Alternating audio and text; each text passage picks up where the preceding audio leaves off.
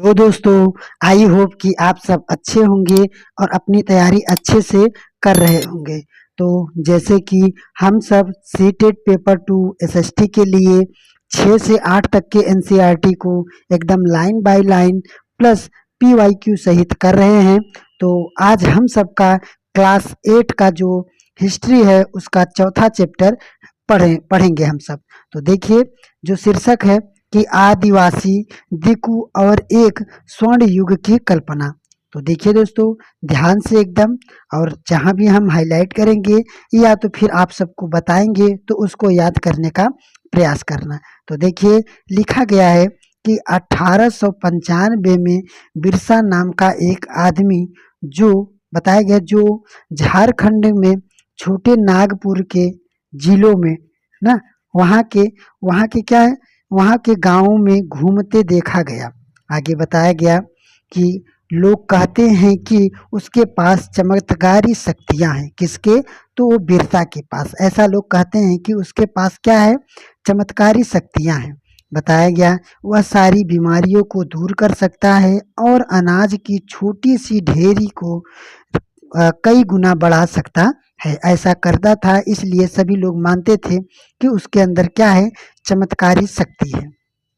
आगे देखिए, लिखा गया है, बिरसा ने खुद यह ऐलान भी किया था कि उसने भगवान के, जो भगवान है उनके, अपना खुद, उन्होंने खुद ऐलान किया था कि भगवान ने लोगों की रक्षा और उनकी दिकु, जो दिकु होते हैं, अर्थात दिकु का मतलब होता है जो बाहरी लोग होते हैं, अर्थात कहीं पर जो रह रहे हैं, रहने के बावजूद जो बाहरी कहीं देश विदेश से आते हैं, उनको हम उस समय दिकु कहा जाता होगा। तो बताए कि जो बिरसा था, उन्होंने बोला कि भगवान ने मुझे खुद आप सबके रक्षा और दिक् से न, जो बाहरी लोग हैं उनके गुलामियों से आज़ाद कराने के लिए यहाँ पर भेजा है। बताया गया है कुछ समय के भीतर हजारों लोग बिरसा जो था उसके पीछे चलने लगे, अर्थात उसके अनुयायी बन गए। आगे है कि उसे क्या करते थे, वहाँ के लोग उसे भगवान मानने लगे। बताया गया उन्हें यकीन नहीं था कि वह उनकी समस्या दूर कर सकता था। आगे देखिए, लिखा गया है, बिरसा का जन्म मुंडा परिवार में हुआ था। तो याद रखना, पूछता है कि ये मुंडा जो है यह परिवार है ना। तो याद रखना, बिरसा जो है, बिरसा व्यक्ति है और यह मुंडा उसका क्या था? परिवार, अर्थात जनजाति थी। तो याद रखना, लिखा गया है बिरसा का जन्म क्या हुआ था? मुंडा परिवार में, अर्थात मुंडा एक क्या था? जनजाति समूह में हुआ था। और यह जो था मुंडा जनजाति कहाँ था? तो याद रखना, यह छोटा नागपुर, कहाँ पर? छोटा नागपुर में रहता था। बिरसा के समर्थकों में, जो बिरसा के जो समर्थक थे, अनुयायी थे, यह बोले कि इलाके के दूसरे आदिवासी, तो जो दूसरे आदिवासी थे, तो क्या नाम था? संथाल और उराव। याद रखना, जो उसी छोटे नागपुर के जो दूसरे जनजात थे, तो क्या नाम था उसका? तो संथाल और उराव, ये दोनों जनजाति थी। आगे बताया गया कि ये दोनों जनजाति भी शामिल थे। ये सभी अपने आप, जो बोलते थे कि अब आपस में क्या होता था, रहकर या बदलाव और अंग्रेज शासकों के कारण, जो क्या शासक के कारण जो पैदा हो रही समस्याओं से बेचैन थे। बताया गया उनकी परिचय जीवनी, जो उनका बताया गया उनकी परिचय जीवनी पद्धति जो हुई वह नष्ट कर दे रही थी। आगे देखिए, क्या लिखा गया कि वे क्या होता था, उनके जो परिचित थे, जीवनी थी, वो उनकी पद्धतियों को नष्ट कर दे रही थी। आगे बताया गया कि आजीविका खतरे में थी और धर्म छीन भिन्न हो रहे थे। बिरसा जिन समस्याओं को हल करना चाहता था, जिन्हें दिक् कहा जाता था, अर्थात दिक् का मतलब कोई दूसरे देश से आया रहता था। आगे बताया गया वे बाहरी लोग होते थे। उन्होंने इलाके के लोगों को जो गुलाम बना लिया था। बताया गया अंग्रेज के राज में आदिवासी के साथ क्या हो रहा था, आदिवासियों का जीवन किस तरह बदल रहा था, इस अध्याय में हम सब पढ़ेंगे। तो आगे देखिए, अब बताया गया कि देखिए, लिखा गया कि पिछले साल अपने आदिवासी समाजों के बारे में पढ़ा था। बताया गया ज़्यादातर कबीले जो होते थे, रीति रिवाज और रस्म ब्राह्मणों द्वारा निर्धारित की गई रीति रिवाजों को ही मानते थे, ऐसा कहा गया। बताया गया कि बहुत जो अलग थे। बताया गया इन जो समाज में या इन जो समाज में ऐसे गहरे समाज भेद भी नहीं थे। बताया गया जो जाति पर आधारित समस्याओं में दिखाई देते, एक कबीले के सारे लोग कुटुंब अर्थात परिवार के बंधन में बंधे होते थे, लेकिन इसका यह मतलब नहीं था कि बताया गया इसका मतलब यह नहीं था कि आदिवासियों के बीच कोई आर्थिक और सामाजिक फर्क नहीं था, अर्थात फर्क भी था। आगे देखिए, देखिए लिखा गया है जनजातीय समूह किस तरह जीते थे। तो याद रखना, देखिए लिखा है कि 19वीं सदी तक देश के विभिन्न भागों में आदिवासी तरह तरह की गतिविधियों में सक्रिय थे, अनेक गतिविधियों में सक्रिय थे। लिखा गया है कुछ झूम खेती करते थे। अब झूम खेती क्या होता है, अब देखिए लिखा गया है कि बताया गया उसमें या इस झूम खेती में क्या होता है, कुछ समुदाय झूम खेती करते थे। झूम खेती घुमंतू खेती होती थी। आगे बताया गया है कि क्या होती थी इस तरह की खेती अधिकांश क्या होते थे, जंगलों में ही छोटे छोटे जो भूखंड रहते थे अर्थात जो छोटे छोटे जंगल रहते थे वहाँ पर वहाँ पर की जाती थी। बताया गया जो ये लोग रहते थे, झूम खेती करने वाले जो लोग रहते थे ना, ये लोग क्या करते थे, जमीन तक धूप लाने के लिए अर्थात क्या होता था कि वह जंगल इतना घना होता था कि वहाँ पर धूप नहीं आ पाता था, तो वहाँ पर धूप लाने के लिए ये क्या करते थे कि पेड़ों के ऊपर के हिस्से को पेड़ जो होते थे उसके ऊपरी हिस्से को काट देते थे और जमीन पर उगी हुई जो घास फूस रहती थी उसको जलाकर साफ कर देते थे। आगे बताया गया इसके बाद क्या होता था, वे घास फूस के जलने पर जो घास फूस के जल जाने पर पैदा हुई जो राख होता था न, खाली जमीन पर छिड़क देते थे। जो खाली जमीन रहता था वहाँ पर छिड़क देते थे अर्थात फेंक देते थे। वहाँ पर बताया गया इस राख से पोटास क्या होता है, इस जो राख होता है उससे पोटास होता है, उसमें पोटास पाया जाता है। तो बताया गया जिससे क्या होती है, मिट्टियाँ क्या होती है, उपजाऊ हो जाती है। आगे बताया गया वे कुल्हाड़ी अर्थात जिसे हम टंगारी बोलते हैं, टंगारी से पेड़ों को काट देते थे और कुदालों से जमीन की ऊपर क्या करते थे, खुरूच देते थे अर्थात किसी तरह से खुरूच देते थे। इस बात को याद रखना कि वह हल नहीं चलाते थे अर्थात वहाँ पर हल नहीं था, वह टंगारी या कुदालों से ही थोड़ा बहुत खुरच देते थे। आगे देखिए बताया गया वे खेतों को जोतते थे और बीज रोपने के बजाय जो रोपते अर्थात रोपने का मतलब बोने के बजाय क्या करते थे, उसको बिखेर देते थे अर्थात ऐसे छींट देते थे। आगे देखिए बताया गया कि जब जब एक बार फसल तैयार हो जाती थी तो उसे काट कर वह दूसरी स्थान पर चले जाते थे अर्थात एक जगह जब भी फसल तैयार हो जाती थी तो वह उस फसल को काट कर वह दूसरे जंगल में चले जाते थे। बताया गया जहाँ से उन्होंने अभी अभी फसल काटी थी वह जंगल इसी साल का परती पड़ी रहती थी अर्थात क्या होता था कि वह कई साल तक क्या परती पड़ी रहती थी ऐसे ही। अब देखिए लिखा गया है घुमंतू किसान मुख्य रूप से पूर्व उत्तर और मध्य भारत में परवर्ती जंगल परपटियों में थे। तो इस बात को याद रखना, बहुत बार पूछा जाता है। तो याद रखना जो घुमंतू किसान थे वह पूर्वोत्तर में और मध्य भारत के पर्वतीय जंगलों में रहते थे। आगे देखिए लिखा गया है इन्हें या इन आदिवासी समुदाय जो होते थे जिंदगी जंगलों के बेरोक टोक जो आवाजाही और फसल उगाने के लिए जमीन और जंगल का इस्तेमाल करते थे अर्थात ये जो जंगल में ऐसे खेती करते थे तो इनको कोई भी रोक टोक नहीं था अर्थात कोई भी रोकता टोकता नहीं था। आगे देखिए बताया गया कि जमीन का या जंगलों में इस्तेमाल करते थे। बताया गया कि वे केवल इसी तरह से घुमंतू खेती करते थे अर्थात ये घूम घूम कर खेती करते थे। आगे देखिए लिखा गया कि कुछ शिकारी और संग्राहक, याद रखना कुछ शिकारी और संग्राहक। तो देखिए लिखा गया है बहुत सारे इलाके में आदिवासी समूह पशुओं का शिकार भी करते थे। जो आदिवासी समूह थे वह बहुत क्या होता था समूह में ना, समूह में पशुओं का शिकार भी करती थे। आगे बताया गया उत्पादकों को इकट्ठा करके अपना काम चलाते थे। वे जंगलों को अपनी जिंदगी के लिए बहुत जरूरी मानते थे अर्थात वह जो जंगल रहता था तो जनजातियों के लिए जंगल बहुत ही जरूरी थी। बताया गया उड़ीसा उड़ीसा के जंगल में रहने वाले खोड, याद रखना खोड जनजाति कहाँ के, तो उड़ीसा के। बहुत बार पूछा जाता है कि कहाँ की कौन सी जनजाति हैं, तो इस बात को याद रखना कि जो खोंड जनजाति है यह उड़ीसा में पाई जाती थी। और अभी जो हम मुंडा और संथाल जनजाति पढ़े, यह छोटा नागपुर झारखंड के छोटे नागपुर में पाई जाती थी, तो इस बात को भी याद करते रहना।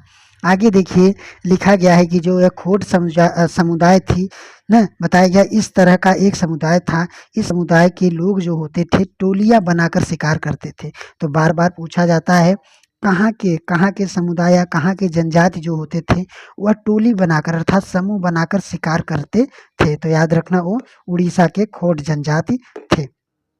आगे देखिए लिखा गया है कि जो हाथ लगता था अर्थात जो भी शिकार करते थे उसे आपस में बांट लेते थे। वे जंगलों से क्या होता था, मील फसल और जो जड़ी रहती थी उसको खाते थे। और बताया गया खाना पकाने के लिए वह साल और महुआ के बीज होते थे उसके तेल का इस्तेमाल करते थे। तो याद रखना साल और महुआ कोई एक वृक्ष रहता था, उसके वृक्ष के बीज का तेल इस्तेमाल करते थे खाना बनाने के लिए। तो इस बात को याद रखना। आगे देखिए लिखा गया है कि वे क्या होता था, बहुत सारी जो जंगली जड़ी बूटियां का इस्तेमाल करते थे और जंगलों से इकट्ठा की हुई चीज़ों को स्थानीय बाजारों में भी बेचते थे। क्या होता था कि जो जड़ी बूटियों का इस्तेमाल करते थे और जो भी जंगलों से क्या होता था कोई भी वस्तु रहती थी, वह चीज़ें रहती थी, जैसे पत्ता हुआ और यहाँ पर देख सकते हैं आप पत्ता हुआ या तो जो महुआ हुआ, ये फल जो महुआ फल है तो ये सब क्या होता था, अरे फूल है तो ये क्या होता था, ये सब अस्थाई स्थानों पर भी जाकर वो सब बेचते भी थे। बुनकरों और चमड़ा कारीगरों को कपड़े की रंगाई के लिए भी जो रंग प्राप्त होते थे पेड़ों से वो सब भी देते थे। तो देखिए यहाँ पर थोड़ा दिया गया है, देखिए परती क्या होता है, जैसे कि अभी जिक्र आया था, तो परती का मतलब होता है कुछ समय के बिना खेती छोड़ दिया, अर्थात वहाँ पर कुछ खेती करने के बाद कुछ साल के लिए वैसे छोड़ दिया जाए उसको हम परती बोलते हैं। आगे बताया गया कि देखिए साल क्या होता है, तो साल एक वृक्ष है पूछा जाता है। महुआ क्या होता है, तो याद रखना महुआ क्या है, तो बताया गया कि यह एक फूल है ना, ये जो महुआ है यह फूल है जिसे खाया जाता है या शराब बनाने का इस्तेमाल किया जाता है। तो इसको याद रखना, महुआ बहुत लोग फल समझ सकते हैं, तो महुआ जो है ये एक फूल है, तो इस बात को याद रखना। आगे देखिए दोस्तों यहाँ पर क्या हुआ कि जैसे बताया गया कि जो चमड़े और जो रंगाई के लिए अन्य अन्य देखिए, जैसे अब रंगाई के लिए क्या बताया, कुसुम और पलाश। तो एक कुसुम और पलाश का एक वृक्ष है ना, बताया गया ये वृक्ष से फूलों की, इन वृक्षों के फूलों से ज़रूरत होती थी ना। तो बताया गया कि जब ज़रूरत होती थी तो खोड़ समुदाय, जो खोड़ या उड़ीसा के जो खोड़ समुदाय के लोग रहते थे, लोगों से ही कहा जाता था। अर्थात बताया गया कि ये जो पलाश और कुसुम ये दो जो वृक्ष हैं, इससे क्या होता था, ये रंग निकलता था। तो इस रंगों का जब किसी को ज़रूरत होता था तो वह जो खोंड जनजाति, उड़ीसा के खोंड जनजाति से ही लाया जाता था या उनसे ही संपर्क करते थे। आगे देखिए बताया गया कि इन समुदायों को चावल और अन्य अनाज कहाँ से मिलता था, तो बताया गया कि जो ये समुदाय थे इनको चावल और अनाज कहाँ से मिलता था। तो बताया गया यहाँ पर देखिए कि कई बार तो जो होते थे जो चीज़ें होती थी, चीज़ों की अदला बदली से मिल जाती थी। क्या होता था, ये जो चावल अनाज रहती थी इन सबको क्या होता था कि कहीं से क्या अदला बदली, अर्थात ये जो भी उनके पास सामान रहता था उस सामान को दे देते थे और उनके पास जो चावल वगैरह रहता अपनी चीज़ के वस्तुओं को ले लेते थे। आगे बताया गया वे अपनी कीमती वन उत्पादकों के बदले ज़रूरत की चीज़ें ले लेते थे। बताया गया कई बार क्या हुआ कि ज़रूरत की जो चीज़ें रहती थी खरीदने के लिए अपनी मुट्ठी भर आमदनी का सहारा लेना पड़ता था, अर्थात पैसे की भी सहारा लेना पड़ता था। आगे बताया गया उनमें से कई लोग आपस में, बताया गया उनमें से क्या होगा, कई लोग क्या हुए आपस के गांव में नौकरी भी करते थे। आगे बताया गया कोई बोझ क्या होता था, उस नौकरी में कोई बोझ ढोता था तो कोई सड़क निर्माण में कार्य करता था, कोई नौकरी करता था, कई आदिवासी खेती मजदूर थे। जब वन बताया गया जब वन उत्पादन कम पड़ जाता था, अर्थात जो वन में जो भी उत्पन्न होता था वह कम हो जाता था, तब बताया गया आदिवासियों को मजदूरी के लिए ज़्यादा भटकना पड़ता था। अर्थात जब वहाँ पर जंगलों में क्या हो जाता था, जो भी आश्रित रहते थे फल फूल के लिए, जड़ी बूटियों के लिए, तो जब वहाँ पर कम हो जाता था तो उनको क्या होता था, भटकना पड़ता था मजदूर के लिए। आगे बताया गया, लेकिन उनमें से बहुत सारे समुदाय जैसे मध्य भारत में, कहाँ के, मध्य भारत में बैंगा थे। कौन से? तो याद रखना, मध्य भारत में। कहाँ पर? मध्य भारत में जो बैंगा एक जनजाति थी, तो बताया गया उस जनजाति की क्या खासियत थी, तो बताया गया ये जो बैगा बैगा जनजाति थी औरों के लिए काम करने से कतराती थी, अर्थात ये दूसरों की काम नहीं करती थी। बताया गया कि बैगा जो खुद को जंगल का संतान समझती थी, या जो बैगा जनजाति थी, तो यह बैगा जनजाति जंगलों का खुद को अपने बताती थी कि हम जंगल का क्या है, संतान है, जो केवल जंगल की उपज पर ही जिंदा रहती थी। तो इस बात को याद रखना, बहुत बार पूछा जाता है कि वह कौन सी जनजाति थी जिसने दूसरों को काम करने से कतराती थी, या ऐसा पूछा जाता है वह कौन सी जनजाति थी जिसने जंगल को अपना संतान माना। आगे बताया जाए, पूछा जाता है कि वह कौन सी जनजाति थी जो बताया गया कि जंगल पर ही आश्रित थी पूरी तरह से, तो यह बैगा जनजाति थी। इसको याद रखना।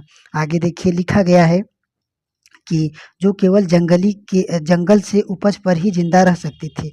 बताया गया कि मजदूरी करना जो बैगा थे उनके लिए अपमान की बातें थी। आगे देखिए लिखा गया, जो जो चीज़ें आपस में आसपास के जो माहौल रहते थे या जंगल रहते थे वहाँ पर पैदा नहीं होती थी, उन्हें हासिल करने के लिए आदिवासियों को खरीद या बताया गया जो फरोख्त भी करनी होती थी। इसलिए वो इस वजह से वे कभी-कभी व्यापारियों और महाजनों पर आश्रित हो जाते थे। बताया गया जो व्यापारी थे बेचने की चीज़ लेकर आते थे, जो व्यापार रहते थे वह बेचने की चीज़ लेकर आते थे और भारी कीमत पर चीज़ें बेचते थे। बताया गया, देखिए घूसखोर जो होते थे, घूसखोर महाजन और आदिवासियों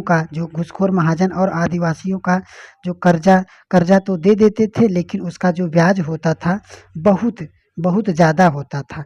इस तरह जो बाजार और वाणिज्य के आदिवासियों को कर्ज और गरीबी में ढकेल दिया। क्या हुआ? कर्ज और गरीबी में ढकेल दिया।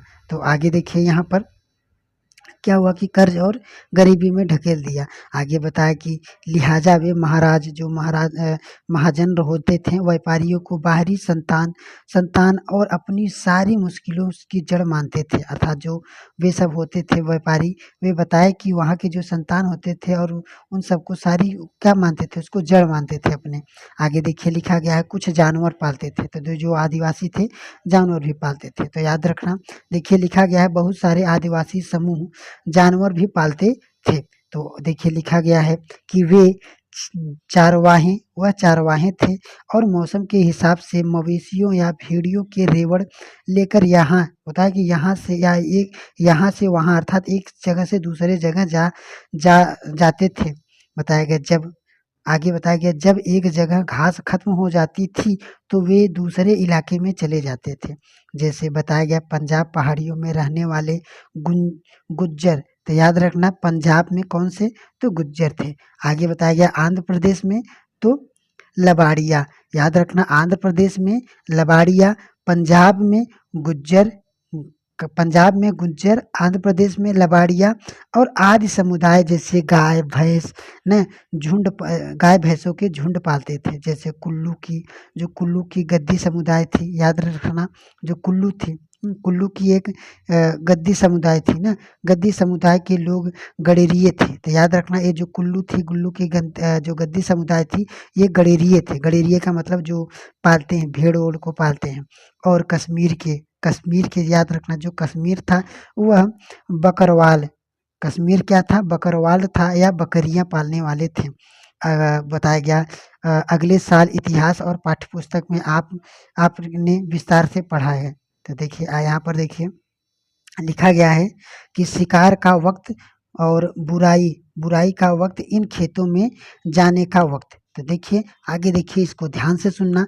लिखा गया है क्या आपने कभी भी इस बात पर ध्यान दिया है कि बताया गया क्या आपने कभी इस बात पर ध्यान दिया है कि विभिन्न प्रकार के जो समाज में रहने वाले लोगों के काम और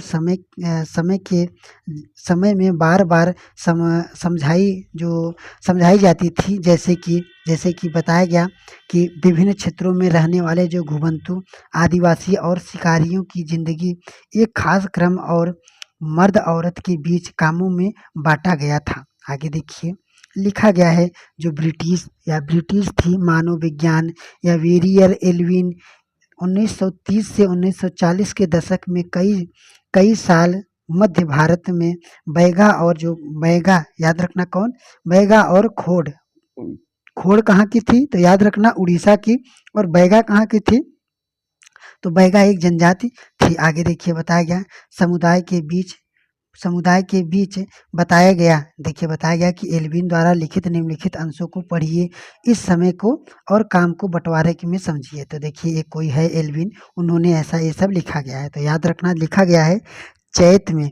तो चैत एक महीना होता है, महीने का नाम। तो बताया गया जो चैत में होता है, जो औरतें होते हैं वह इकट्ठा करने वाले और बच्चे खुचे जो ठूठों को काटने लगती हैं, जो ठूठे होते हैं उनको काटने लगती थी। बताया गया पुरुष बड़े पेड़ों को काटते थे और शिकार पर जाते थे। बताया गया जो शिकार होते थे पूरी चाँद के समय अर्थात जब अजोरिया होता था, ऐसे बताया गया जो अजोरिया होता था उस समय होता था। आगे बताया गया शिकार के लिए बाँस के फंदों का इस्तेमाल होता था। तो याद रखना शिकार के लिए किसके? तो बाँस के। बताया गया बाँस के फंदों अर्थात जो बताया जाता है उसमें जो पत्तल के जो बाँस के शाखाएँ निकली रहती है वह पतले से और लचीला रहती है, तो उसको फंदा बनाते थे। आगे देखिए बताया गया औरत जो होती थी वह सागो, इमली और मशरूम जैसे कुकुरमुत्ता आदि जैसे फल क्या होता है बीन कर लाती थी। आगे बताया गया जो बैगा औरतें थी, जो बैगा जनजाति की जो औरतें थीं, तो केवल जड़ें या कंदमूल ही इकट्ठा करती थी। महुआ के बीज इकट्ठा करती थी। फल बताया गया कि जो मध्य भारत के आदिवासी में बैगाओं या अर्थात जो बैगा जनजाति थी वह सबसे अच्छा शिकारी मानी जाती थी। तो याद रखना जो बैगा जनजाति थी वह सबसे अच्छा शिकारी मानी जाती थी। आगे देखें लिखा गया कि वैसाख में जंगलों को जलाया जाता था। याद रखना कब? तो वैसाख में। तो वैसाख में जंगलों को जलाया जाता था। औरतें अधजली अधजली जो लकड़ियाँ होती थी जब जला दिया जाता था तो जो आधी जली होती थी आधी नहीं जली होती थी, तो ऐसे लकड़ी को ईंधन के लिए क्या करती थी? बीन लेती थी। बताया गया कि आदमी शिकार पर जाते रहते थे लेकिन गाँव से दूर नहीं जाते थे। बताया गया कि जो सेठ में जो सेठ होते थे महुआई होती थी और शिकार चलता रहता था। बताया गया आषाढ़ के भादों तक जो आषाढ़ का जो भादों तक बताया गया खेती में काम करते थे। क्वार में फलियाँ आने लगती थी, अर्थात जो पेड़ वगैरह होते थे उसपे फलियाँ आने लगती थी और कार्तिक कुटियों में पड़ जाते थे।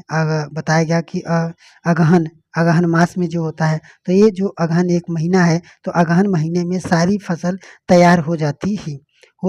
और बताया गया जो पूस क्या होता है? पूस भी एक महीने का नाम है। तो पूस में क्या होता है? फटकन ना याद रखना पूस में क्या होता है? फटकन किया जाता है अर्थात उसकी पिटाई की जाती है। आगे बताया गया कि नाच गान और शादियाँ भी पूरी पूस की महीनों में ही होती थी। तो याद रखना नाच गान और शादियाँ पूस के महीनों में ही होती थी। आगे बताया गया देखिए बाघ बा जो बा सॉरी देखिए जो माघ है, तो माघ भी एक महीना है। तो माघ महीने में क्या होता था कि माघ में पुरुष नए बेवड़ की तलाश करते थे। ये बताया गया इस दौरान शिकार व चीज़ों का ही संग्रह ही जीने की मुख्य गतिविधि थी।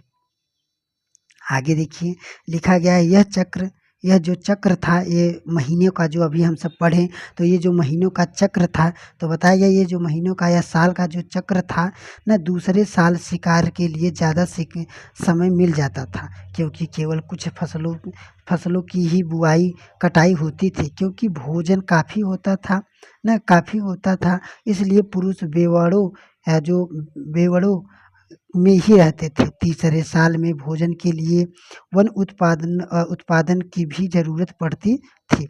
आगे देखिए यहाँ पर लिखा गया है, तो यहाँ पर देखिए लिखा गया है कि वे क्या लिखा है कि वेरियल एल्विन द्वारा लिखित जो बैगा बैगा और एल्विन की प्रकाशित रचना नोट्स क्या था, नोट्स ऑन द खोखर। तो वेलियन एल्विन ने इन सब बातों को लिखा है आधार बनाकर। याद रखना यहाँ पर आप देख सकते हैं कि ईंधन की लकड़ी ले जाती हुई संथाल की लड़की, तो एक संथाल की जनजाति की लड़की है जो ईंधन के लिए लकड़ी ले जा रही है बिहार। आगे देखिए बच्चों वह उपज इकट्ठा करने के लिए अपनी माँओं के साथ जंगल में जाती थी, अर्थात जो लड़कियां रहती थी वह अपने माँओं के साथ जंगल में जाती थी। आगे देखिए यहाँ पर है कि देखिए अभी एक जिक्र आया था इस शब्द का बेवड़। तो देखिए बेवड़ क्या है, तो बताया गया कि ये जो मध्य प्रदेश में घुमंतू खेती के लिए इस्तेमाल किया जाता था। ये बेवड़ जो होता है यह मध्य प्रदेश में घुमंतू खेती के लिए इस्तेमाल किया जाता था। तो अब देखिए यहाँ से कुछ लोग एक जगह खेती करते थे। तो अभी हम सब घुमंतू खेती के बारे में पढ़ें तो क्या होता था कि अब कुछ लोग एक ही जगह खेती करते थे। तो अब देखिए बताया गया 19वीं सदी से पहले ही बहुत सारे जनजातियां कबीले एक जगह टिक कर खेती करते थे। बताया गया वे बार बार जगह बदलने की बजाय साल दर साल एक ही जगह खेती करते थे।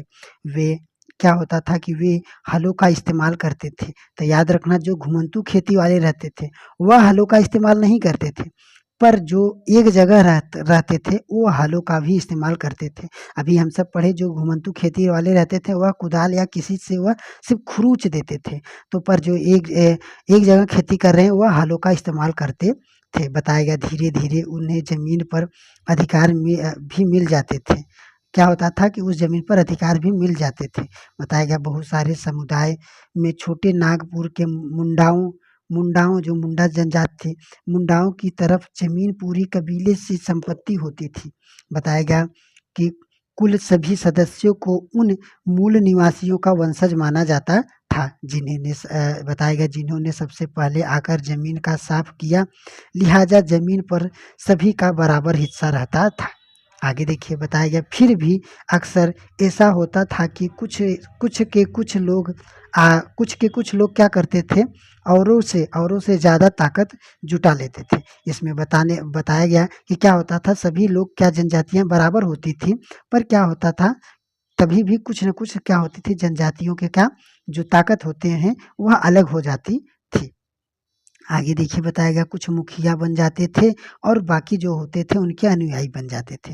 बताया गया जो ताकतवर होते थे वे खुद खेती करने के बजाय अक्सर अपनी ज़मीन जो उनकी ज़मीन होती थी ना बटाई पर दे देते थे, अर्थात जिसे हम अधिया बोलते हैं, अधिया पर दे देते थे और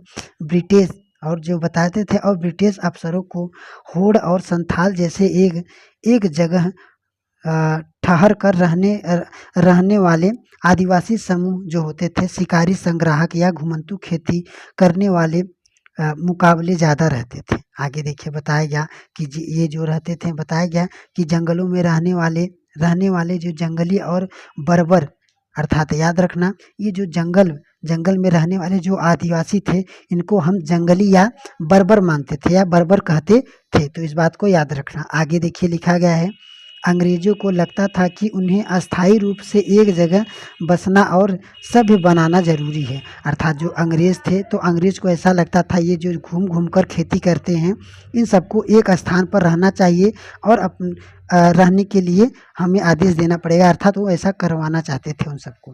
तो अब आगे देखिए लिखा गया है कि औपनिवेशिक शासन से आदिवासियों के जीवन पर क्या असर पड़ा। अब देखिए अब अंग्रेज अब वहाँ पर आदिवासी जो हैं वहाँ आदिवासियों को लिए अब नियम कानून बनाएंगे। तो अब देखिए वो क्या बनाएंगे कि आदिवासी जो घूम कर खेती कर रहे हैं वह घूम कर खेती न करें। तो देखिए लिखा गया है कि ब्रिटिश शासन के दौरान आदिवासी समूह का जीवन बदल गया। बताया गया कि देखिए यहाँ पर लिखा गया आदिवासी मुखियों का क्या हुआ, जो आदिवासी जो मुखिया थे उनका क्या हुआ। तो देखिए बताया गया कि अंग्रेज के आने से पहले बहुत सारे इलाकों में आदिवासी के जो मुखियाओं का महत्वपूर्ण स्थान होता था।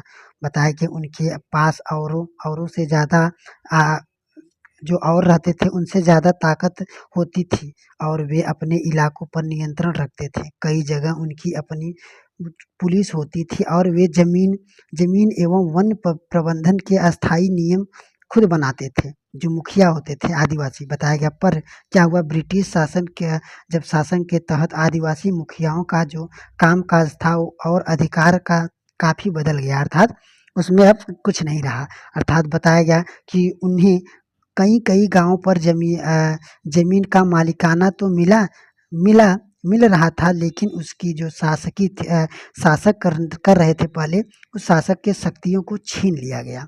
आगे बताया गया कि उन्हें जो ब्रिटिश लोग थे, उन्होंने बताया कि अधिकारियों द्वारा बनाए गए नियमों को मानने के लिए बाध्य कर दिया। अर्थात वे अब ब्रिटिश शासन लोग नियम बनाए। अब देखिए आगे कौन-सा नियम बनाए।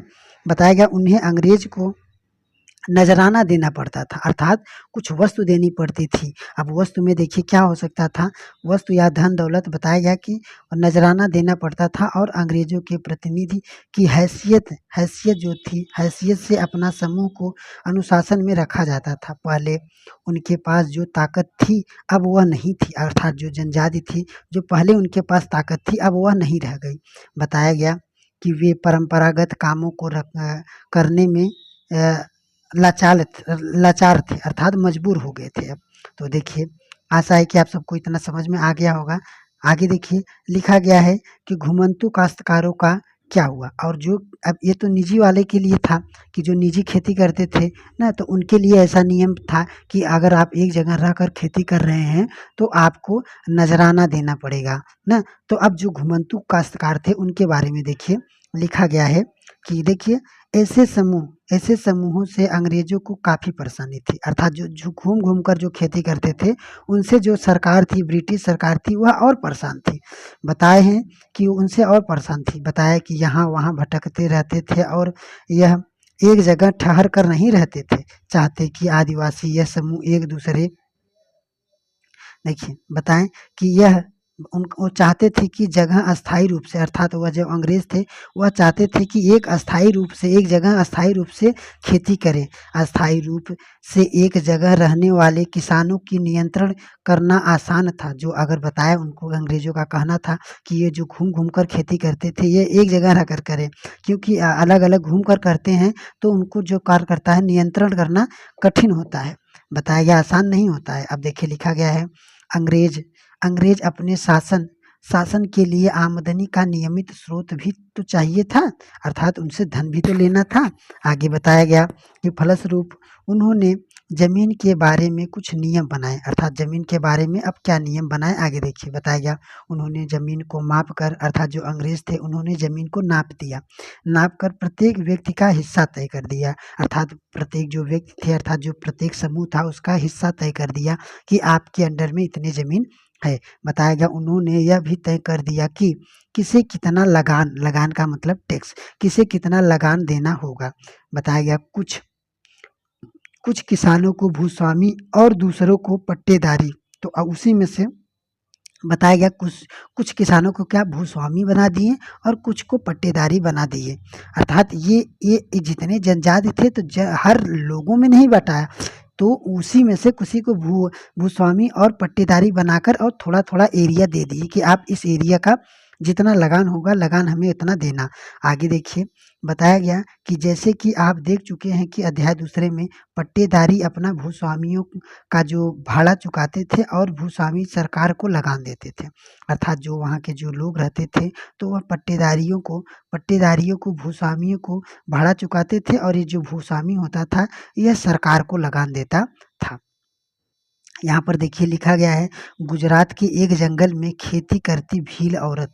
तो यहाँ पर आप देख सकते हैं यह गुजरात है, यह गुजरात की एक जो भील जनजाति रहती थी। तो याद रखना गुजरात की भील जनजाति आगे देखिए लिखा है कि घुमंतू खेती गुजरात में बहुत सारे वन क्षेत्रों में अभी भी जारी है। बताया गया जो गुजरात है वह गुजरात में जो घुमंतू खेती है वह अभी भी जारी है। आप देख सकते हैं कि यहाँ पेड़ों को काट दिया गया है और खेती के लिए ज़मीन साफ कर दिया गया है। जैसे कि आप सब यहाँ पर चित्र में देख सकते हैं कि यहाँ पर देखिए पेड़ों को काट दिया गया है और यहाँ पर जो क्या है वो घास फूस है उसको जलाकर अब यहाँ पर ऐसे रोपाई किया जा रहा है। आगे देखिए यहाँ पर देखिए लिखा है झूम काश्तकारों को अस्थायी रूप से बसने की अंग्रेजों की कोशिश बहुत कामयाब नहीं रही। अर्थात जो काश्तकार थे अस्थायी रूप से जो घुमंतू लोग रहते थे तो वो चाहते थे कि क्या होता था कि वे अस्थायी हो जाएं, पर वो अस्थायी करने करने में क्या हुए नाकाम रहते थे। होते थे पर एकदम हमेशा के लिए नहीं हो पाते थे। बताया गया जहाँ पानी कम हो और मिट्टी सूखी हो वहाँ जंगलों में खेती करना आसान नहीं होता था। जैसे कि आप सभी जान सकते हैं जहाँ जल और मिट्टी अगर ठीक से नहीं रहेगी तो वहाँ खेती कैसे हो पाएगी। बताया गया बल्कि हलों की मदद से खेती की जाती है। क्या होता था वहाँ हलों की मदद से खेती की जाती थी। बताया गया झूम काश्तकारों को अक्सर नुकसान ही होता था। वहाँ पर क्या होता था जो झूम काश्तकार अर्थात जो घुमंतू लोग रहते थे तो वहाँ पर उनको नुकसान ही होता था क्योंकि उनके पास हल था ही नहीं। क्योंकि वह घूम-घूम कर खेती करते थे तो उनके पास हल था नहीं, तो वो क्या होता था उनको नुकसान ही होगा। बताया गया कि नुकसान ही होता था क्योंकि उनके खेत अच्छे उपज नहीं दे पाते थे। बताया गया इसलिए पूर्वोत्तर पूर्वोत्तर राज्य के झूम काश्तकार लोग थे न इस बात पर अड़ रहे थे कि उन्हें परंपरागत से अर्थात जो घूम-घूम कर खेती करते थे उसी हिसाब से उन्हें जीने दिया जाए। आगे बताया गया कि व्यापक विद्रोह अर्थात बहुत बड़ी विद्रोह के फलस्वरूप अंग्रेजों को आखिरकार उनकी बात माननी पड़ी। अर्थात वे सब विद्रोह किए कि हम सब जब पहले जैसे खेती करते थे वैसे ही करेंगे, तब क्या हुआ अंग्रेज को ये बात मानना पड़ा। आगे बताया गया और ऐसे कबीलों को जंगल के कुछ हिस्सों में घुमंतू खेती के लिए छूट दे दिया गया अर्थात कुछ को। बस याद रखना कभी-कभी फँसा भी सकता है तो कुछ कबीलों के लिए उनको छूट दे दिया अर्थात सब के लिए यही सब दे देगा तो गड़बड़ हो जाएगा। याद रखना कुछ के लिए उनको छूट दे दिया कि ठीक है आप घूमकर खेती कर सकते हैं। आगे देखिए बताया गया वन कानून और उनके प्रभाव। अब देखिए अब अंग्रेजों ने वन कानून बनाए हैं। तो देखिए बताया गया जैसे कि आपने देखा कि आदिवासी समूह का जीवन जंगलों से जुड़ा हुआ था। अतः वन कानून में आए बदलावों से आदिवासियों के जीवन भी क्या हुआ कि आदिवासियों के जीवन भी आगे देखिए आदिवासियों के जीवन में भारी असर पड़ा। जो वन कानून था वन कानून से आदिवासियों के जीवन में भारी असर पड़ा। तो देखिए बताया गया कि अंग्रेज ने सारे जंगलों पर अपना नियंत्रण स्थापित कर लिया था और जंगल होते थे जंगल के जो राज्य की संपत्ति घोषित कर दिया अर्थात जो जंगल होते थे तो जंगल को बताया कि ये राज्य की संपत्ति है। आगे देखिए बताया गया कि कुछ जंगलों को आरक्षित कर दिया अर्थात आरक्षित करके वन बताया गया वन घोषित कर दिया। ये जो ये ऐसा जंगल थे ये बताया गया कि ये जो जंगल थे यहाँ अंग्रेज़ों की ज़रूरत के लिए ये जो जंगल थे वहाँ जंगल में अंग्रेज़ों की जो ज़रूरत के लिए ये इमारती लकड़ियाँ पैदा होती थी। आगे बताया गया इन लकड़ी जो जंगल होते थे यहाँ के जो लोग होते थे वह स्वतंत्र रूप से घूमने के लिए झूम खेती करते थे। आथे अब देखिए यहाँ पर है क्या होता था कि वह झूम खेती करते थे अर्थात उनको कोई रोक-टोक नहीं कर सकता था। बताया गया फल इकट्ठा करने और पशुओं का शिकार करने की इजाज़त नहीं थी। अब क्या हुआ कि वहाँ पर अब जो करते थे पहले जब इतना ऐसा करते थे वहाँ पर कहीं पर भी घूम सकते थे, झूम की खेती कर सकते थे, फल को इकट्ठा कर सकते थे। पर उन्होंने जब ये कानून लागू किया तो कानून से क्या हुआ इस सब की इजाज़त नहीं थी अर्थात अब वहाँ जंगल में कोई भी लकड़ी नहीं काट सकता था अर्थात कोई भी फल को भी नहीं चुन सकता था। तो आगे बताया गया ऐसी ऐसी सूरत में झूम काश्तकार किस तरह जिंदा रह सके अर्थात जो बताया गया तब जब ऐसे में क्या हुआ जो झूम खेती वाले हैं अर्थात जो घूम कर खेती करते थे वह कैसे जिंदा रह सकते थे। बताया गया कि देखिए पशुओं का शिकार यहाँ पर देखिए यहाँ पर वह कैसे जिंदा रह सकते थे। बताया गया इसलिए उनमें से बहुतों को काम और रोजगार की तलाश में मजबूरन क्या करना पड़ा एक इलाके से दूसरे इलाके में जाना पड़ा। आगे देखिए बताया गया जैसे कि अंग्रेजों ने जंगलों के भीतर आदिवासियों के रहने पर पाबंदी लगा दी, अर्थात आप जंगल में भी रह भी नहीं सकते थे, ऐसा उन्होंने कानून बना दिया। बताया कि उनके सामने एक समस्या पैदा हो गई।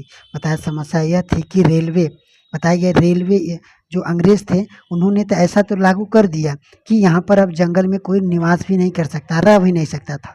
पर क्या हुआ, अंग्रेजों के सामने एक समस्या उत्पन्न हो गई। वो समस्या थी क्या कि बताया कि समस्या यह थी कि रेलवे या स्लीपर्स, कौन से स्लीपर्स, स्लीपर्स का मतलब देखिए अभी बताया जाएगा कि स्लीपर का मतलब होता है लकड़ी के क्षैतिज तख्ते जिन पर रेल की पटरियां बिछाई जाती हैं। आज समझ सकते हैं कि जो रेल की पटरियां जिस पर बिछाई जाती हैं उसको स्लीपर अर्थात लकड़ी का होता था पहले। आगे बताया गया स्लीपर्स के लिए पेड़ काटने काटने और लकड़ी को एक जगह से दूसरे जगह लाने के लिए मजदूरों का इंतजाम करना पड़ता था। आगे देखिए औपनिवेशिक अधिकारियों ने इसका भी एक हल ढूंढ निकाला, अर्थात जो औपनिवेशिक अर्थात जो ब्रिटिश शासक लोग थे उस इसका भी क्या किया, एक हल ढूंढ निकाला। उन्होंने तय किया कि झूम काश्तकार को जंगल में जमीन के छोटे टुकड़े दे दिए जाएंगे, जहाँ कुछ नहीं मिलता था वहाँ पर अब देखिए एक नियम लाए कि यहाँ पर अगर आपको छोटा-सा टुकड़ा मिलेगा अर्थात कुछ ज़मीन मिलेगी। अब उस ज़मीन में बताया गया कि टुकड़ा दिया जाएगा और बताया गया उन्हें वहाँ खेती करनी भी होगी, अर्थात वहाँ कर सकते हैं, आप खेती कर सकते हैं, करने की छूट भी होगी। पर बताया गया उनकी एक शर्त थी, क्या होती उनकी एक शर्त होती थी, गाँव में रहने वाले वन वन विभाग जो गाँव में रहने वाले वन विभाग मज़दूरी करनी होगी, अर्थात जो वहाँ के वन विभाग रहते थे तो उनके लिए क्या करना, उनके लिए मजदूरी करनी होगी, जंगलों की देखभाल करनी होगी। इस तरह बहुत सारे इलाकों में वन विभाग के जो सस्ते श्रम और आपूर्ति सुनिश्चित करने के लिए वन गांव बस गया, अर्थात अब सब लोग वहाँ पर जाकर बसने लगे और वहाँ खेती करने लगे और फिर जो भी वन विभाग रहते थे उसके लिए काम भी करने लगे। तो देखिए ये एक गीत के माध्यम से बताया गया है, तो इसमें देखिए ज़्यादा कुछ नहीं है। तो आगे देखिए यहाँ पर है कि बहुत सारे आदिवासी समूह ने औपनिवेशिक वन कानून का विरोध भी किया, अर्थात ये जो कानून बनाया गया था तो इसका बहुत लोग ने क्या किया, विरोध भी किया। आगे देखिए बताया गया उन्होंने नए नियम का पालन करने से इनकार कर दिया, अर्थात जो नए नियम थे उनका पालन करने से क्या कर दिया, इनकार कर रहे थे। और बताया गया कि उन्हें तौर तरीके से चलते रहने और सरकार को गैर कानूनी घोषित कर चुकी थी। कई बार उन्होंने खुलेआम बगावत भी कर दी थी, अर्थात जो जनजातियाँ थी उन्होंने कई बार खुलेआम बगावत भी कर दी थी। बताया गया कि 1906 में सोग्राम याद रखना कितने 1906 में सोग्राम संग्राम द्वारा असम में कहाँ पर असम में याद रखना सोग्राम असम में कितने तो 1906 में ना बताया गया 1906 में 1930 के दशक में मध्य प्रांत में हुआ एक वन सत्याग्रह इसी तरह विद्रोह था। आगे देखिए लिखा गया है व्यापार की समस्या। अब देखिए व्यापार की समस्या बताया गया 19वीं शताब्दी के दौरान जनजातीय समूहों में पाया गया कि व्यापारी और महाजन जंगलों में जल्दी आने लगे। क्या हुआ कि वहाँ पर क्या हुआ 19वीं सदी आते-आते जो जनजाति समूह में पाए जाने वाले जो व्यापारी थे वह जल्दी आते गए। अब देखिए अब आगे क्या था, समस्या क्या थी, तो बताया गया कि वे उन वन उपज की खरीदने और नगद कर्ज लेने की और आदिवासियों को मजदूरी पर रखने के लिए, अर्थात जो आदिवासी लोग रहते थे जंगल में तो जब बताया गया कि वहाँ के लोग आते थे तो जब मजदूर की जब कमी होती थी तो वह लोग वहाँ जंगलों में आकर मजदूर अर्थात जो आदिवासी रहते थे उन मजदूरों के लिए अपने आने लगे। आगे बताया गया इन सारे बदलावों से क्या असर पड़ने वाला है। अब देखिए बताया गया कि यह समझने में आदिवासियों को और कुछ समय लगा, अर्थात जो आदिवासी थे उन्हें कुछ समय लगा कि आगे देखिए लिखा है कि यह समझने के लिए आइए रेशम जो उत्पादक हैं ना बताया गया स्थित जो देखें। बताया गया कि 18वीं सदी में भारतीय रेशम की यूरोपीय बाजारों में भारी मांग थी, अर्थात इसके पहले वाले क्लास में भी हम सब पढ़ चुके हैं कि जो रेशम का जो कपड़ा था वह यूरोपीय में बहुत मांग थी। तो यहाँ पर भी बताया गया कि जो यूरोप यूरोप के बाज़ारों में भारी माँग थी किसकी? भारतीय रेशम की। तो बताया गया भारतीय रेशम की अच्छी गुणवत्ता सबको आकर्षित करती थी और भारत का निर्यात तेज़ी से बढ़ रहा था। जैसे-जैसे बाज़ार में फैला ईस्ट इंडिया कंपनी ने अक्सर बताया जो अक्सर क्या होता था माँग को पूरा करने के लिए रेशम उत्पादन पर जोर देते थे। आगे देखिए बताया गया वर्तमान झारखंड, इस समय जो बताया गया वर्तमान झारखंड में हजारीबाग के आस-पास रहने वाले संथाल, तो याद रखना संथाल कहाँ के हैं? तो झारखंड के हजारीबाग, झारखंड के हजारीबाग। तो याद रखना आगे देखिए लिखा गया है कि जो झारखंड के हजारीबाग में जो संथाल जनजाति रहती थी वह कीड़े पालती थी। अब कीड़े क्या होता है देखिए बताया गया कि कीड़े पालती थी। रेशम के व्यापार जो रेशम का जो व्यापार होता था अपनी एजेंटों को भेजकर आदिवासियों को कर्जे देते थे और उनके कृत्रिम कृमियों का मतलब होता है वही जो कीड़े पालते थे तो कीड़ों को ही कृमि को कहा जाता था। तो इस बात को याद रखना। तो बताया गया और पूछता है कि यह जो कीड़े कहाँ के जनजाति पालते थे तो याद रखना झारखंड के हजारीबाग में जो संथाल जनजाति थी उस क्या होता था वहाँ के जो लोग जनजाति रहते थे कीड़े पालते थे। अब वह रेशमी कीड़े होते थे जिससे रेशा बनता था कपड़े जो बुना जाता है। बताया गया कृमिकों को इकट्ठा कर लेते थे 1000 जो कृमिक अर्थात 1000 जो कीड़े होते थे उसके 3 या 4 रुपए मिलते थे। बताया गया इसके बाद इन कृमिकों को बताया गया बरवान या जो बताया गया भेजा जाता था अर्थात बरवन भेजा जाता था। आगे दिया गया कि भेज जाता था और बताया गया उन्हें 5 गुना और उन्हें क्या होता था वहाँ पर 5 गुना कीमत पर बेचा जाता था। निर्यातकों और रेशम उत्पादकों के बीच कड़ी काम करने वाले जो होते थे अर्थात जो बिचौलियाँ होती थी ये जो होते थे ये सब ना ये सब को क्या होता था जमकर मुनाफा होता था। आगे बताया गया कि रेशम उत्पादन को बहुत मामूली फ़ायदा होता था अर्थात जो भी वो जो उत्पन्न करते थे जो कीड़े पालते थे उनको बहुत मामूली से ही फ़ायदा होता था। स्वाभाविक स्वाभाविक है कि बहुत सारे आदिवासी समुदाय बाज़ार और व्यापारों को अपना सबसे बड़ा दुश्मन मानते थे। जो व्यापारियों थे उनको सबसे बड़ा अपना दुश्मन मानते थे। तो यहाँ पर आप देख सकते हैं कि एक चटाई बना रही है औरत ना। आगे देखिए यहाँ पर देखिए लिखा गया है काम की तलाश। तो देखिए बताया गया कि काम की तलाश में क्या होता था कि बताया गया काम की तलाश में घर से दूर जाने और और जो होता था आदिवासियों की दशा को और भी खराब कर दी। अर्थात बताया गया जब वो दूर जाने लगे काम करने तो उनकी दशा और भी खराब हो गई। उन्होंने बताया कि 19वीं सदी के आखिरी से चाय बागान फैलाने लगे थे। खनन जो उद्योग होता है भी एक महत्वपूर्ण उद्योग बन गया था। असम के चाय बागान और झारखंड के कोयला खदान याद रखना झारखंड का कोयला खदान और असम का चाय बागान अर्थात असम में चाय की खेती होती है और झारखंड में ना कोयला उसका खदान है। तो बताया गया कि खदानों में काम करने के लिए आदिवासियों को बड़ी संख्या में भर्ती लिया गया अर्थात आदिवासियों को क्या भर्ती लिया गया का मतलब उन्हें बुलाया गया।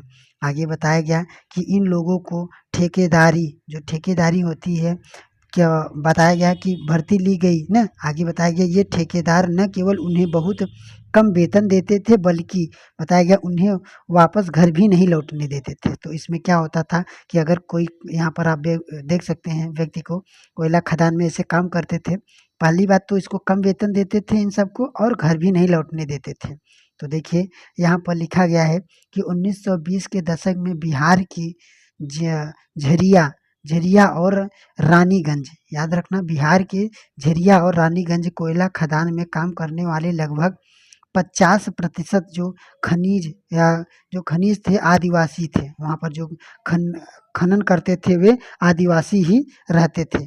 प्रतिशत खनिज आदिवासी थे। बताया गया कि दम घुटने लगता था वहाँ जब अंदर घुसकर वहाँ खनन करते थे तो दम घुटने लगता था। बताया गया गहराई में काम करना न केवल शरीर को तोड़ना था बल्कि यह खतरनाक भी काम था। बताया गया वह अक्सर बताया गया सचमुच जान ले लेती थी। क्या होता था वहाँ पर जब इतने अगर अंदर है अगर आप वह अंदर सब वहाँ पर जब खदान करते थे तो वहाँ पर क्या होता था कि ऑक्सीजन भी नहीं पहुँच पाती होगी। तो ऐसा होता था कि देखिए यहाँ पर बताया गया खनन के हर साल 2000 की ज़्यादा मृत्यु भी हो जाती थी। आगे देखिए लिखा गया है काम की तलाश। तो देखिए दोस्तों ये हम सब पढ़े अभी। तो देखिए यहाँ पर है नज़दीक से देखिए, तो बताया गया देखिए यहाँ पर 19वीं सदी और 20वीं के दौरान देश के विभिन्न भागों में जनजातीय समूह ने बदलती कानून, अपने व्यवहार पर लगी पाबंदी, नए करों और व्यापारियों व महाजनों द्वारा किए जा रहे शोषण के खिलाफ कई बार बगावत की। 1831 से 32 में जो कोयला न कोयला आया आदिवासियों और 1855 में संथालों ने बगावत कर दी। मध्य भारत में जो बस्ते विद्रोह और 1910 में हुए 1940 में महाराष्ट्र में वर्ली विद्रोह, याद रखना कभी कभी पूछता है। तो महाराष्ट्र में वर्ली विद्रोह और बिरसा जिन्होंने आंदोलन का नेतृत्व किया था ना, बताया गया वह भी इस तरह विद्रोह किया। आगे देखिए दोस्तों यहाँ पर, तो देखिए यहाँ पर क्या हुआ। अब देखिए बिरसा लिखा है बिरसा मुंडा। तो देखिए बताया गया बिरसा का जन्म 1817 के दशक के मध्य में हुआ था। उनके पिता जो बिरसा के जो पिता थे वह गरीब थे। बिरसा का जो जन्म था बचपन में भेड़ बकरी चराते, बांसुरी बजाते और स्थानीय आंकड़ों में नाचते गाते बीता। बताया गया उनकी परवरिश मुख्य रूप से बोहोड़, याद रखना उनकी जो परवरिश थी मुख्य रूप से बोहोड़ के आसपास के जंगलों में हुई। बताया गया गरीबी के लाचार बिरसा के पिता जो थे काम को तलाश में जगह जगह भटकना पड़ता था। बताया गया लड़कपन में ही बिरसा ने अतीत में हुई मुंडा विद्रोह की कहानी सुन ली थी। बताया गया जो मुंडा थे उनकी कहानी सुन ली थी। तो उन्होंने बताया कि उन्होंने कई बार समुदाय के सरदारों मुखियों को न विद्रोह का आवाहन दिया। आगे देखिए लिखा गया है बिरसा ने समुदाय के लोगों के लिए स्वर्ण युग की बात की। बताया गया कि जब मुंडा लोग दिकुओं को मतलब जो दूसरे देश से आए थे दिकुओं के उत्पीड़न से पूरी तरह आजाद थे। बताया गया सरदारों का कहना था कि एक बार फिर से उनकी समुदाय के परंपरागत अधिकार बहाल हो जाए। वे खुद को इलाका में मूल निवासी या वंशज मानते थे। आगे बताया गया कि अपनी जमीन की लड़ाई मुल्क की लड़ाई लड़ रहे थे। बताएं वे लोगों को याद दिलाते थे कि उन्हें अपना साम्राज्य था वापस पाना है। बिरसा जो था वह स्थानीय मिशनरी स्कूलों में जाने लगा था, जहां उन्हें मिशनरियों के उपदेश सुनाने का मौका मिला। बताया कि वहां भी उन्होंने यह सुना कि मुंडा समुदाय स्वर्ग का साम्राज्य हासिल कर सकता है, अर्थात वह फिर से पा सकता है अपना राज्य। बताया अपने खोए हुए अधिकार वापस पा सकता है अगर बताया गया कि वे अपने ईसाई धर्म मान ले, अर्थात अंग्रेजों ने बताया कि अगर वह आदिवासियों को ईसाई धर्म मानने के लिए बाध्य कराया जा रहा है, तो ईसाई धर्म मान ले तो अपनी खराब आदतें छोड़ दे और तो ऐसा हो सकता है। बाद में बिरसा ने यह जान बान वैष्णव धर्म जो प्रचारक के साथ कुछ समय बिताया। जो बिरसा था उसने वैष्णव धर्म के साथ कुछ समय भी बिताया। आगे देखिए बताया गया तो बिरसा ने क्या हुआ, उन्होंने जनेऊ भी धारण किया था। शुद्धता व दया का जोर देने लगे। बताया गया कि अपनी किशोरावस्था में बिरसा जिन विचारों के संपर्क में आए उनमें से वह काफ़ी गहरे तौर पर प्रभावित थे। बताया गया बिरसा का आंदोलन आदिवासी समाज को सुधारने का आंदोलन था। उन्होंने मुंडाओं को आह्वान किया कि वे शराब पीना छोड़ दें, गांवों को साफ रखें और डायन डायन है, जो और बोल रहे हैं कि जो जादू टोना है, इन पर विश्वास न करें। यहाँ ध्यान देने वाली बात है कि बिरसा ने मिशनरियों और हिंदू जमींदारों को भी लगातार विरोध किया। वो बताया कि बिरसा ने उन्होंने बाहर का मानते थे, जो अ, मुंडा मुंडा जीवन शैली को नष्ट कर देते थे। बताया गया कि 1895 में बिरसा ने अपने अनुयायियों को आह्वान किया कि वे अपने गौरवपूर्ण अतीत को पुनर्जीवित करने के लिए संकल्प लें। वह अतीत के एक एक ऐसे स्वर्ण का निर्माण या सतयुग की चर्चा करते थे, जो मुंडा लोग अच्छा जीवन जीते थे।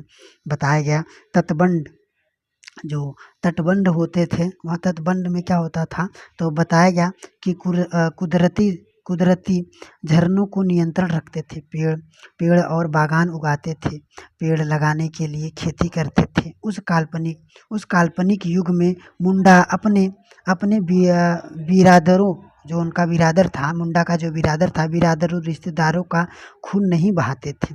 वे ईसाई धर्म जो ईसाई थे ना, ईसाईदारी जो ईमानदारी से क्या होता था, ईमानदारी से जीते थे। तो बताया गया कि बिरसा चाहता था कि लोग एक बार फिर अपनी ज़मीन पर खेती करें, एक जगह टिक कर रहें और अपना खेती में काम करें। अंग्रेज़ों ने बिरसा आंदोलन का राजनीतिक उद्देश्य में बहुत ज़्यादा परेशानी आई, अर्थात जो ये बिरसा जो आंदोलन कर रहा था, इस आंदोलन से अंग्रेज़ों को बहुत परेशानी आई। बताया गया यह आंदोलन मिशनरियों, महाजनों, हिंदू भूस्वामियों और सरकार को बाहर निकालकर बिरसा के नेतृत्व में मुंडा राज स्थापित कर दिया। आगे देखिए यहाँ पर है, देखिए यह आंदोलन इन ताकतों को मुंडाओं की सारी समस्याओं व कष्टों का स्रोत मानता था। बताया गया अंग्रेज को भूमि भूमि नीतियाँ उनकी परंपरागत जो व्यवस्था नष्ट कर रही थी। बताया गया भूमि जो है हिंदू बताया गया भूमि जो हिंदू भूस्वामी और महाजन उनकी ज़मीन छीनने जा रहे थे, और मिशनरी जो थे उनकी परंपरागत संस्कृति की आलोचना कर रहे थे। बताया गया जब आंदोलन फैलने लगा तो अंग्रेज ने सख्त कार्रवाई का फैसला किया। अंग्रेजों ने 1895 में बिरसा को गिरफ्तार कर लिया और दंगे फसाद के आरोप में उसे सजा सुनाई गई। आगे देखिए 1897 में जब जेल से बिरसा लौटा तो बिरसा समर्थन में जुट गया, अर्थात फिर समर्थन में जुट गया। गांव में घूमने लगा। उन्होंने लोगों को उकसाने के लिए परंपरागत प्रतीकों और भाषा का इस्तेमाल किया। वे आह्वान करने लगे थे, जो बिरसा था उन्हें फिर आह्वान करने लगा। उन्होंने नेतृत्व किया कि साम्राज्य की स्थापना के लिए रावणों अर्थात जो रावण इसलिए प्रयोग किया जा रहा है, जो दिक् हैं अर्थात जो दूसरे देश के लिए आए हैं, उनके लिए रावणों का अर्थात रावण की तरफ उनका उपयोग किया, अर्थात बताया गया उनको ऐसा उपमा दिया जा रहा है को तबाह कर दिया जाए। बिरसा के अनुयायी थे, दिक और यूरोपीय सत्ता के प्रतीक को निराशा बनने लगे। उन्होंने थाने और चर्चों पर हमले किया, जो मिर्सा लोग थे। बताया गया महाजनों और जमींदारों की संपत्ति पर धावा बोल दिया। आगे बताया गया सफ़ेद झंडा बिरसा का प्रतीक था। याद रखना, सफ़ेद झंडा बिरसा का प्रतीक था। आगे देखिए लिखा गया सन 1900 में बिरसा की हैजा से मृत्यु हो गई। तो इस बात को भी याद रखना कि जो बिरसा की मृत्यु हुई वह हैजा के कारण हो गई थी 1900 ईस्वी में। बताया गया हैजा से मृत्यु हो गई और आंदोलन क्या हो गया, ठंडा पड़ गया। यह आंदोलन दो मायनों में महत्वपूर्ण था। पहला, इनसे औपनिवेशिक सरकार को एक कानून लागू करने के लिए मजबूर किया गया, जिनके जरिए दिक लोग आदिवासी जमीन पर आसानी से कब्जा न कर सके। दूसरा बताया गया इनसे एक बार फिर जता दिया गया कि अन्याय का विरोध करने पर औपनिवेशिक सरकार के विरुद्ध अपने गुस्से को अभिव्यक्त करने में आदिवासी सक्षम है। उन्होंने अपने खास अंदाज में अपनी खास रस्म और संघर्ष का प्रतीक के जरिए काम किया। तो देखिए दोस्तों, ये चैप्टर ख़त्म हो गया। अगर आपने ठीक से सुना होगा तो देखिए इस प्रश्न का उत्तर कर ले जाएंगे। तो देखिए लिखा गया है, ब्रिटिश काल में झूम खेती के संदर्भ में निम्नलिखित कथनों पर विचार कीजिए। तो देखिए लिखा गया है, इसमें लोग बताया है, इसमें लोग जंगलों में छोटे भूखंडों में पेड़ के ऊपर का जो हिस्सा रहता था उसको काट देते थे, और बताया गया कि वहाँ की घास फूस को जलाकर साफ कर देते थे या खेती करते थे। तो ये बात सही है। दूसरा है, ऐसी खेती करने वाले किसान जो थे वो पूर्वोत्तर और मध्य भारत में पर्वतीय जंगलों और पर्वतियों में रहते थे। तो ये बात भी सही है, अर्थात हमारा दोनों ऑप्शन सही है। अगला देखिए है कि ब्रिटिश काल में आदिवासी मुखिया और बताया गया मुखिया तथा उनकी परिस्थितियों के संदर्भ में निम्नलिखित कथन सही है या कौन सा सही है। बताया गया कि आदिवासी मुखियों का जमीन पर मालिकाना हक तो बना रहा, लेकिन उनकी शासकीय शक्ति छिन गई। तो ये बात क्या है, सही है। आगे है कि आदिवासी जो मुखिया थे अंग्रेजों के प्रतिनिधित्व के रूप में काम करना पड़ता था, उन्हें नजराना देना पड़ता था। तो ये बात भी सही है। तीसरा है कि अंग्रेज के आने से पहले कई जगहों पर आदिवासी मुखियों की अपनी पुलिस होती थी और वे जमीन व प्रबंधन की अस्थायी नियम खुद बनाते थे। तो ये बात भी सही है, अर्थात हमारा पहला, दूसरा और ये तीसरा तीनों सही है। आगे देखिए, यहाँ पर देखिए लिखा गया, 19वीं सदी और 20वीं शताब्दी के दौरान देश के विभिन्न भागों में जनजाति समूहों के बदलते कानून और व्यवहार पर लगी पाबंदी के नए करों और व्यापारियों व महाजनों द्वारा किए जा रहे शोषण के खिलाफ कई बार विद्रोह किया। इस विद्रोह में ना सबसे क्रम वाइज पूछ रहा है कि कौन सबसे पहले विद्रोह किया, फिर उसके बाद। तो इसमें कौन था, तो देखिए पहले कौन थे, तो पहले थे कि पहले वर्ली विद्रोह था, फिर बस्तर विद्रोह, फिर संथाल विद्रोह, फिर कोल विद्रोह। तो इसको याद रखना। आगे देखिए लिखा गया है कि बिरसा मुंडा के आंदोलन के संदर्भ में निम्नलिखित कथन को विचार कीजिए। तो देखिए बताया गया कि बिरसा ने अपने समर्थकों को दिकू के उत्पीड़न, जो दिकू अर्थात जो दूसरे देश से आए थे, उसके उत्पीड़न से आज़ाद कराने के लिए आंदोलन किया। तो ये बात सही है। दूसरा है कि बिरसा का आंदोलन आदिवासी समाज को सुधारने का आंदोलन था और इस क्रम में उसने ईसाई मिशनरी और हिंदू जमींदारों दोनों को विरोध किया। तो हाँ, ये बात था कि उसने विरोध किया। आगे है अंग्रेज को बिरसा आंदोलन के राजनीतिक उद्देश्यों को कोई परेशानी नहीं थी, तो थी, उनको परेशानी थी। आगे बताया गया बिरसा का सफ़ेद झंडा बिरसा राज का था। तो सही है। तो अर्थात हमारा पहला, दूसरा और चौथा सही है। पहला, दूसरा और चौथा, और तीसरा गलत है। तो चलिए दोस्तों, देखिए ये चैप्टर समाप्त हो गया। अब चलिए मिलते हैं अगले चैप्टर के अगले वीडियो में। अगर वीडियो अच्छा लगा हो तो चैनल को सब्सक्राइब करके अपने अन्य दोस्तों के साथ शेयर करें।